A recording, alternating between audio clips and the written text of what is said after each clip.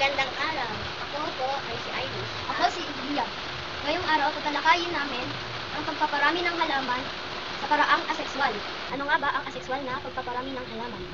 Ito ay pagpaparami ng halaman na walang ginagamit na binhi o buto. Ito ay gumagamit ng mga bahagi ng halaman tulad ng ugat, sanga at dahon.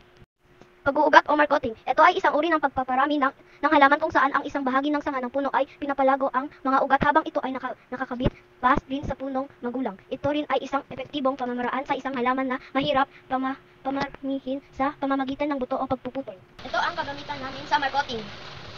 Lupa. Pangalawa, cutter. Pangatlo, bunot ng niyog.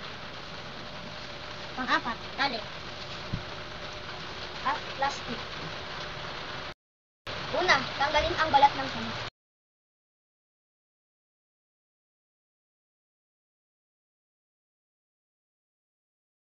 Lagyan ng lupa ang sanga.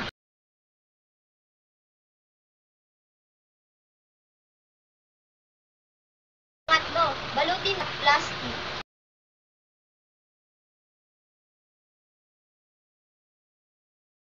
Apat, lagyan ng tali ang makabilang dulo.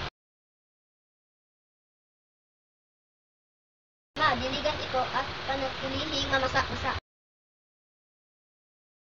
Basta ang ginawa naming markoting. Kapag sapat na ang ugat, putulin ang sanga at itanim sa lupa upang lumago at maging isang bagong halaman.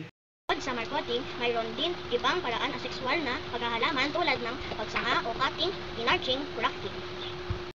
Cutting, pinakamadaling paraan ng pagpaparami ng tanim. Enarching, ito ay pagsasama ng sanga ng puno at sanga ng isa pang puno na nakalagay sa paso. Pinagsasama ang dalawang sanga ng puno hanggang ito'y magiging ganap na bagong halaman.